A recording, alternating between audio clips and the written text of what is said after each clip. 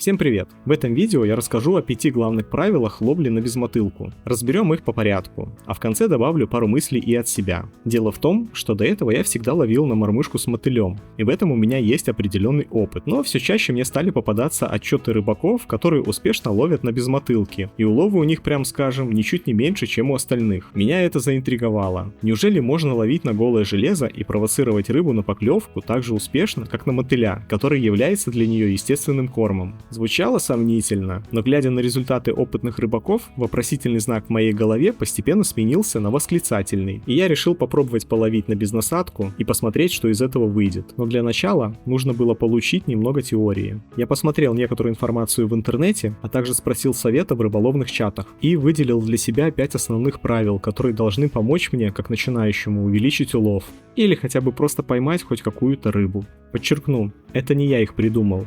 Я просто систематизировал то, что показалось самым важным, чтобы учиться и совершенствоваться. И делюсь с вами, вдруг кому-то тоже будет полезно. Итак, начинаем. Правило первое. Игра мормышкой должна быть высокочастотной с малой амплитудой. На безмотылке игра должна быть заметно более высокочастотной, чем при ловле с мотылем. Мы ловим, грубо говоря, на кусок металла, а у него нет запаха, который распространяется в воде, а значит нужно приложить больше усилий, чтобы привлечь рыбу. И здесь помогает интенсивная высокочастотная игра. Она имитирует движение зоопланктона, который передвигается в толще воды за счет частой работы конечностей, как будто какой-то рачок испугался и пытается бежать. И это особенно привлекает рыбу. Раньше я особо не задумывался, как именно делаю проводку, но когда применил это правило к себе, сразу увидел ошибку. Во время игры я тряс не только кистью, но и предплечьем, и из-за этого проводка получалась медленной и размашистой. Гораздо легче добиться нужной частоты, если трясти только кистью от запястья, оставляя предплечье неподвижным. Тогда проводка превращается в вибрацию с малой амплитудой. Также на проводку влияет и вес удочки. На этой рыбалке я использовал вот эти 3 удилки. 2 из них довольно легкие, по 13 грамм, а 3 25 грамм, в 2 раза тяжелее. И вот после того, как сделаешь пару проводок легкой удочкой, берешь тяжелую и прям чувствуешь разницу. У тяжелой удочки из-за большого веса больше и инерция, и высокочастотную быструю проводку делать можно, но это менее комфортно, чем с легкой. Поэтому в течение этого дня я ловил и на эту удочку, чтобы чередовать мормышки. Но мне всегда хотелось поскорее сменить ее на более легкую. И теперь при выборе снастей я всегда буду уделять внимание весу удочек и выбирать более легкие, чтобы было комфортнее делать быстрые проводки. Но не всегда мы используем только высокочастотные проводки. Отсюда и вытекает второе правило. Правило второе.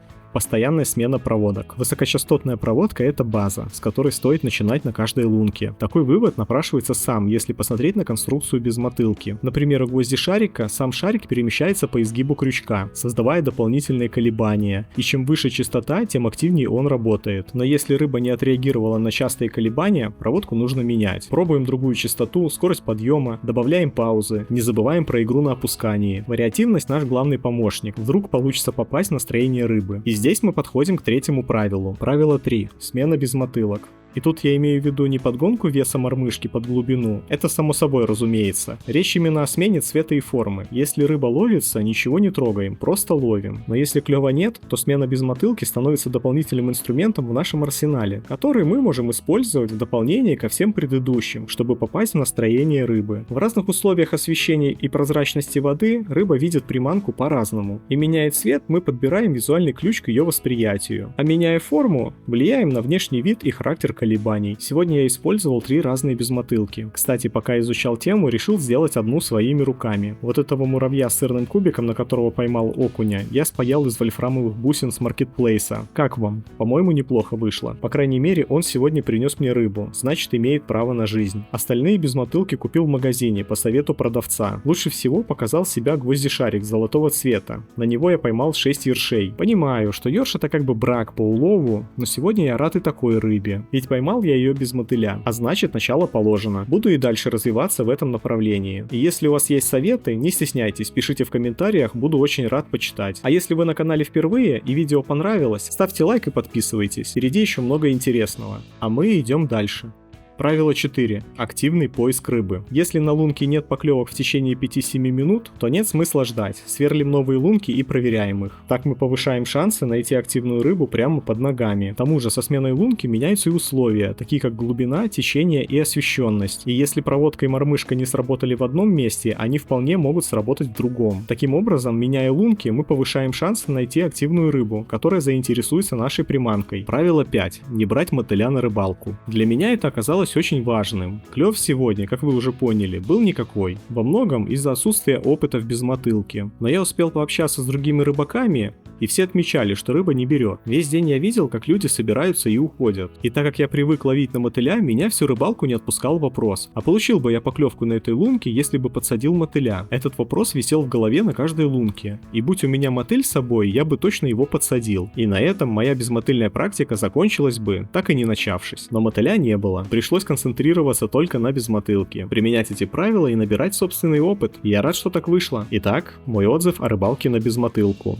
Мне однозначно понравилось. Есть особый кайф в том, чтобы поймать рыбу без насадки. Когда вытаскиваешь ее, то ловишь себя на мысли: ничего себе, я все-таки обхитрил ее пустым крючком. Плюс не нужно перед рыбалкой заезжать за мотылем. По сути, взял бурый ящик и поехал. И на месте не надо возиться с насадкой, надевая ее на крючок. Вроде мелочь, но в этом есть свое удовольствие. Получил бы я больше поклевок на мотыля? Думаю, да. Но не потому, что мотыль уловистее, а скорее потому, что безмотылка требует большего мастерства, которого у меня пока нет. А мотыль прощает ошибки в технике ловли. Его можно просто опустить на дно, и поклевка случится. С безмотылкой так не выйдет. Но со временем, когда появится опыт, я уверен, на безмотылку можно ловить не хуже, чем с мотылем. А может и лучше, хотя бы за счет того, что не тратишь время на насаживание мотыля. На этом все. Ставьте лайки, подписывайтесь, пишите комментарии, что понравилось, что нет. Все учту в следующих видео. Постараюсь сделать их еще интереснее и качественнее. Или просто пишите комментарии на любые темы, будем общаться. А еще заглядывайте в другие видео на канале. Всем спасибо за просмотр, увидимся в следующем выпуске.